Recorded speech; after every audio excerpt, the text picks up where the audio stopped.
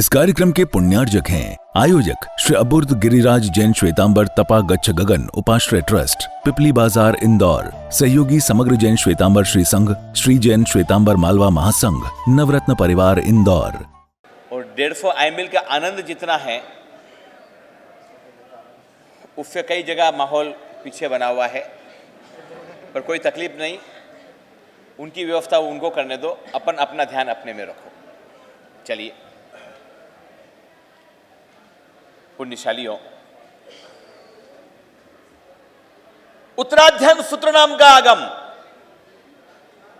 अणुफाफण मोवायम दुक्कड़फ चोयणम हियम ते तम मन्नय पन्नो वेफम हुई असाहो।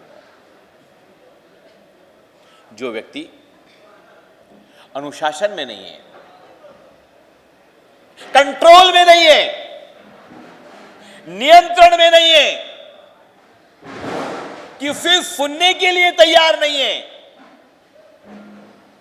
अपनी मर्जी से चलने के लिए जो तैयार है, बताओ उसको कौन बचा सकता है?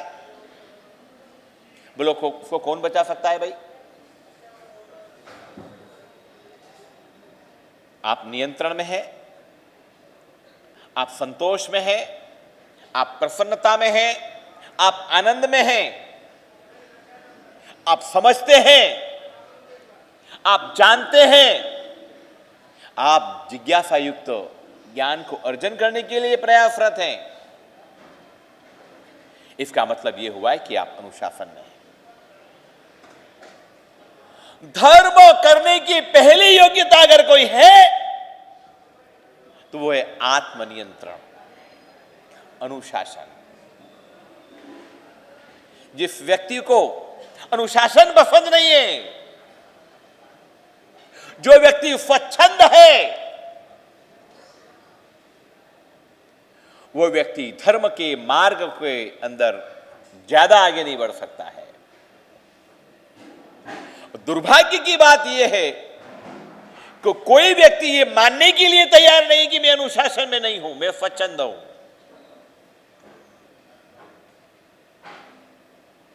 जो व्यक्ति गलती करता है वो भी ये मानने के लिए तैयार नहीं कि मैं गलती कर रहा हूं, मेरी कोई गलती ही नहीं है। जो भी गलती है सामने वाले की गलती है। चश्मा फिट बैठा हुआ है, माइंड के अंदर कुछ चीजें फिट हो चुकी है। इसीलिए श्रमण भगवान महावीर स्वामी पहली बात बोल रहे हैं, हे आत्मन, तू अनुशासन में रहे, तू अपनी मर्यादा में रहे। समंदर अगर मर्यादा का उल्लंघन करता है तो महाविनाश का सर्जन होता है। गुरु अगर अनुशासन का उल्लंघन करता है, नई परंपरा का जन्म होता है। श्रावक अपनी मर्यादा का उल्लंघन करता है, समाज में टूट फूट होती है। अगर स्त्री अपनी मर्यादा का उल्लंघन करती है, परिवार का, अरे बोलो तो सही, परिवार का विभाजन होता है। मर्यादा में रहो। उत्तराध्ययन सूत्र की यह सीख है, अणुफाफण मोवायम दुक्कड़फय चोयणम हियम तम पन्नय पन्नो वेफम हुई असाहुणो। दीक्षा देने की पहली शर्त है, आप मर्यादा में है या नहीं है, गुरु वाक्य में, गुरुवाणी में है कि नहीं है, गुरु की आज्ञा में आप चलते हैं या नहीं है। घर के अंदर एक व्यक्ति की सलाह माने तो वो घर चलेगा, कि 5 व्यक्ति भिन्न भिन्न सलाह करे तो घर चलेगा? किसके घर चलेगा भी बोलो? एक व्यक्ति की सलाह को मानना ये अनुशासन है। एक गुरु की मर्यादा में रहना ये अनुशासन है। और ये अनुशासन धर्म के लिए प्राण है, धर्म के लिए एकदम आधारभूत है। मुझे कुछ लोग मिलते हैं, बोलते हैं कि वो गुरु ऐसी बात करते हैं, वो ऐसा बोलते हैं, वहां पर गए थे तो उन्होंने ऐसा बोला था, उन साथी जी महाराज सबके पास गए, उन्होंने ऐसा कहा था, हमें क्या करना? शायद आपके साथ भी ये वाक्य हुआ होगा। पिछले चौमासे में उन साध्वी जी भगवंत ने ये बोला था, 2 साल पहले जिनका चातुर्मास हुआ था उन साध्वी जी भगवंत ने ऐसा कहा था। आज आप कुछ और ही बता रहे हो। जैन धर्म स्याद्वाद का धर्म है। शायद आप गुरु भगवंतों की बातों को सही तरीके से समझ नहीं पाए हो और उनके समझने का तौर तरीका शायद आपको समझ में नहीं आया हो। लेकिन जिस समय हमारे आत्मा के कल्याण के लिए जो गुरु भगवंत उपयुक्त हो, उनका जो मार्गदर्शन हो, उस मार्गदर्शन में चलना ये शास्त्र का आदेश है। वर्तमानाचार्य की एक परंपरा है। वर्तमान में जो आचार्य हैं, जिनके सानिध्य में आप क्रिया कर रहे हैं, जिनके सानिध्य में आप तप आराधना कर रहे हैं, उन्होंने जो बोल दिया वो आपके लिए अंतिम वचन है। आपको ये दलील नहीं करनी है कि पहले ऐसा हुआ था, पहले ऐसा हुआ था। मैंने सुना है कि एक पुराने जमाने के अंदर एक घर के अंदर एक पालतू बिल्ली थी। परिवार में शादी का समय आया और शादी के महोत्सव के अंदर सारे मेहमान आए। घर की जो सासू थी, बड़ी थी, उसको चिंता हो गई कि ये घर की बिल्ली भागेगी, दौड़ेगी, जब फेरे होंगे, शादी की परिक्रमा होगी, तब ये विघ्न न डाले। इसलिए उन्होंने लड़के को बोला कि देख, जब भी शादी की प्रक्रिया चले तेरे को एक काम करना है, अपनी जो बिल्ली है उस बिल्ली को पकड़ करके सामने बैठ जाना है। सारे लोगों ने यह दृश्य देखा। लड़का बड़ा मजबूत था, बराबर बिल्ली को पकड़ लिया उसने और बिल्ली को पकड़ करके क्या कर दिया उसने, सामने बैठ गया। शादी संपन्न हो गई। नई जो नवेली दुल्हन थी उसने बराबर गौर कर लिया, घर की यही परिपाटी है। शादी के टाइम क्या होता है बोलो, बिल्ली को पकड़ करके बैठा जाता है। समय के साथ सासू जी शांत हो गई, ससुर जी शांत हो गए, उसकी बारी आई, उसके बेटे की शादी आई, सारी तैयारियां हो गई। वो बिल्ली तो पता नहीं कहां चली गई थी, लेकिन ये अड़ गई। शादी तभी होगी, कब होगी शादी, बिल्ली लाओ। सब कुछ आ गया, ढोल धमाके आ गए, गोर महाराज आ गया, सबके आ गया, लेकिन बोले नहीं, मेरी सासू जी ने क्या करा था बोलो, अरे बोलो तो सही, क्या करा था? हाँ जी, बिल्ली रखी थी, एक लड़के को रखा था, बिल्ली पकड़ के बैठी थी, लड़के बिल्ली को पकड़ के बैठे थे। सब कुछ आ गया, बिल्ली नहीं आई, पहले बिल्ली लाओ, बिल्ली आएगी, लड़का पकड़ करके बैठेगा, उसके बाद शादी की क्रिया चालू होगी। कुछ समझ में आया कि नहीं आया? ऐसी कई बिल्लियां हम लोगों ने पाल रखी है दिमाग में। वो घर की बिल्ली तो मर गई, वो घर की बिल्ली तो चली गई, लेकिन ये दिमाग के अंदर जो भरी हुई बिल्लियां है ना, वो हमने पकड़ ली। द्रव्य, क्षेत्र, काल और भाव, ये 4 चीज होती है साहब। और इन 4 चीजों के मुताबिक, समय के मुताबिक वर्तमानाचार्य कोई अगर आदेश करता है तो वो शास्त्र है, वही शास्त्र है। पाटन नाम का गांव था, मुगलों ने आक्रमण किया, सारे मंदिरों को तोड़ा फोड़ा जा रहा था। एक आचार्य अपने 500 शिष्यों के साथ वहां पर विचरण कर रहे थे। आचार्य को पता चला मुस्लिम आक्रांताओं ने मंदिरों को तोड़ने का निर्णय लिया है, मूर्तियों को नष्ट कर रहे हैं। आचार्य ने आदेश दिया, सारे जो समर्थ शिष्य थे उन सबको एकत्रित किया कि जाओ, मंदिरों में जाओ, तुम्हारी जो क्षमता हो, तुम जो उठा सकते हो, वैसी प्रतिमा जी उठा करके भागो।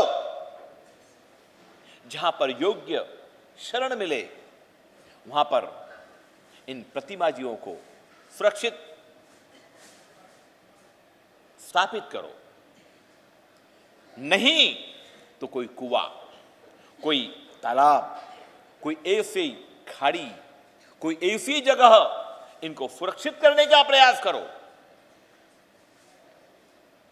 आगे की कहानी सुनने जैसी है। 500 शिष्यों में से 450 शिष्य ऐसे मजबूत थे, पाटन के मंदिर में एक एक जो अच्छी अच्छी प्रतिमा जी थी उन सारी प्रतिमाजियों को कंधे के ऊपर लेकर के वो निकलने लगे। विनीतवान थे, बुद्धिशाली थे, प्रज्ञाशाली थे। उन्होंने सोचा कि सैनिक घोड़े पर हमारा पीछा करेंगे और हम पैदल चलेंगे, क्या होगा? पकड़ा जाएंगे, मारे जाएंगे। गुरु का आदेश क्या है? प्रतिमाजियों की सुरक्षा करना। गुरु ने यह नहीं कहा कि क्या करना नहीं करना। उन्होंने घोड़ों की व्यवस्था करी, उन्होंने खच्चरों की व्यवस्था करी, उन्होंने गधों की व्यवस्था करी। उनके ऊपर बैठ करके साधु भगवंतों ने प्रतिमा जी की सुरक्षा का विचार किया, निर्णय लिया। क्या साधु पशु को अड़ सकता है? क्या साधु इस प्रकार से भाग सकता है? क्या साधु इस प्रकार से व्यवहार कर सकता है? लेकिन द्रव्य, क्षेत्र, काल और भाव, इसके मुताबिक गीतार्थ आचार्य भगवंत समय पर जो आदेश कर दे वो शास्त्र होता है। इसीलिए जैन शास्त्रों में बात आती है वर्तमान आचार्य। जिनके सानिध्य में आप आराधना कर रहे हो, जिनकी उपस्थिति में आप तपस्या कर रहे हो, जिनके मार्गदर्शन में आप परमात्मा की जिन वाणी का श्रवण कर रहे हो, अगर वो गीतार्थ गुरु भगवंत हैं, शास्त्रों के ज्ञाता गुरु भगवंत हैं, उनका जो मार्गदर्शन है वो आपके लिए अंतिम मार्गदर्शन है। उसके ऊपर क्वेश्चन मार्क नहीं होता, उसके ऊपर उंगली नहीं उठा सकते हैं। उनका विरोध हमको नहीं करना है। ये एक अनुशासन है। व्यक्ति को स्वयं पर अनुशासित होना चाहिए। व्यक्ति को भिन्न भिन्न बातों को, विचलित करने वाली बातों को नहीं करना चाहिए। उन्होंने ऐसा कहा था, उन्होंने ऐसा कहा था, इन्होंने ऐसा कहा था, नहीं। वो बिल्लियों को छोड़ो, उस समय की जो स्थिति थी उस प्रकार से उन्होंने निर्णय लिया। वर्तमान काल के अंदर कोई द्रव्य, क्षेत्र, काल, भाव से कोई निर्णय गुरु भगवंत करते हैं गीतार्थ, उसके अंदर संदेह नहीं करना, उसका विरोध नहीं करना, उसकी आलोचना नहीं करना। एक सबसे बड़ा दूषण होता है अनुशासनहीनता का, और उस अनुशासनहीनता का मतलब यह होता है आपको जो बात पसंद ना आए उसका विरोध करना। जैसे एक टाइम दिया प्रवचन का, आपको पूछा गया कि कौन सा प्रवचन का टाइम रखना, आपने कहा गुरुदेव 9 से 10 का टाइम रखना चाहिए। लेकिन सबकी अनुकूलता ना हुई। कुछ लोगों ने 9:30 से 10:30 की बात करी, आपकी बात पूरी ना हुई। आप 9 पर अड़े हुए थे, सारे लोग 9:30 पर अड़े हुए थे। आखिर निर्णय आपका नहीं हुआ, निर्णय 9:30 का हुआ। अब आपकी बात रह नहीं पाई, आपके अहंकार को चोट पहुंची, आपके मत को ठेस पहुंची। ईमानदारी से बोलना, आप क्या करोगे? हम क्या करेंगे? बोलो तो सही, क्या करेंगे? भीतर ही भीतर विरोध करेंगे। मैं तो पहले से ही बोल रही थी, माने नहीं, कोई बात नहीं, मरने दो, हमारा क्या जा रहा है। ये अनुशासनता का भंग है, ये विनयशीलता का भंग है। उपहास करना, हंसी उड़ाना, मजाक उड़ाना, ये अनुशासनता का भंग है। याद रखो, अगर उपहास उड़ाएंगे, हंसी उड़ाएंगे, गुरु की आज्ञा की अवहेलना करेंगे, शायद जिन धर्म से दूर हो जाएंगे। एक छोटी सी बात समझने जैसी है। संगम नाम संप्रति के इतिहास की महत्वपूर्ण घटना है। आप लोगों के लिए बहुत आंखें खोलने वाली घटना है। एक भिक्षुक है, 12 साल का दुकाल पड़ा हुआ है अवंतिका के अंदर। वैसे तो मालो माटी घन गंभीर, डगे डगे रोटी पग पग नीर। ये मालवा की मिट्टी है ना, ये बड़ी गहन है, गंभीर है, यहां पर कभी शायद कभी दुष्काल कम ही गिरता है।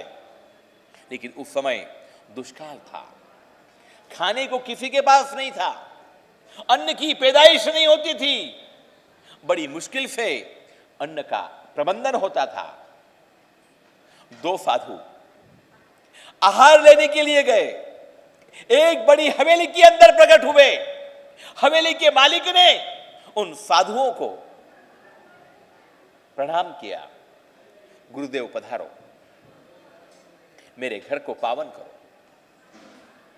लेकिन एक भिखारी था, होगा कोई 8-10 साल का, शायद माता पिता मर गए होंगे। दुष्काल में लोग खुद का पेट नहीं भरते, उस भिखारी को कौन दे। 3 दिन से वो बावरा हो रहा था, 3 दिन से वो भूखा था, खाने को नहीं मिल रहा था, भटक रहा था। इसी हवेली में थोड़ी देर पहले वो आके गया था, लेकिन घर के मालिक ने उसको तिरस्कार करके उसको निकाल दिया था। बड़ी आस लगाए वो 2 मुनियों को देखता है। मुनि अंदर जाते हैं, घर का मालिक उनको प्रणाम करता है। घर के अंदर मिठाई लड्डू बने थे, उन लड्डुओं को लाता है। वो गुरु भगवंत मना करते हैं, नहीं करते हैं, और फिर भी वो जबरदस्ती उनके पात्रे में डालता है। ये सारा दृश्य वो भिखारी देखता है। उसको शायद एक आशा पैदा हुई।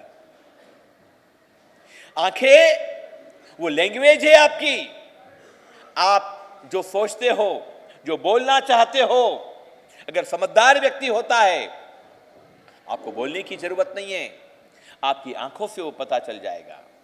एक कुत्ता होता है, आप खाना खा रहे होते हैं, वो कुत्ता क्या करेगा, उसकी आंखें बोलेगी, वो शब्द नहीं बोल सकता है, लेकिन उसका परिवेश बोलेगा, उसके हाव भाव बोलेंगे, उसकी पूंछ हिलाने की प्रवृत्ति बोलेगी कि वो क्या चाहता है, आपसे आहार चाहता है। आपके पालतू कुत्ते तो बड़े नखराले हो गए हैं, इनको आपने खिला खिला के मोटे सांड बना दिए हैं, वो आपकी रोटी भी नहीं खाते हैं। लेकिन किसी गांव के अंदर जाकर के बैठना, बड़ी आस लगाए कुत्ते मंडराते हैं, आपके इर्द गिर्द घूमते हैं, वो कोशिश करते हैं, वो लालायित करते हैं, आकर्षित करते हैं। इस कार्यक्रम के पुण्यार्जक थे आयोजक श्री अबुर्द गिरिराज जैन श्वेतांबर तपा गच्छ गगन उपाश्रय ट्रस्ट, पिपली बाजार, इंदौर। सहयोगी समग्र जैन श्वेतांबर श्री संघ, श्री जैन श्वेतांबर मालवा महासंघ, नवरत्न परिवार, इंदौर।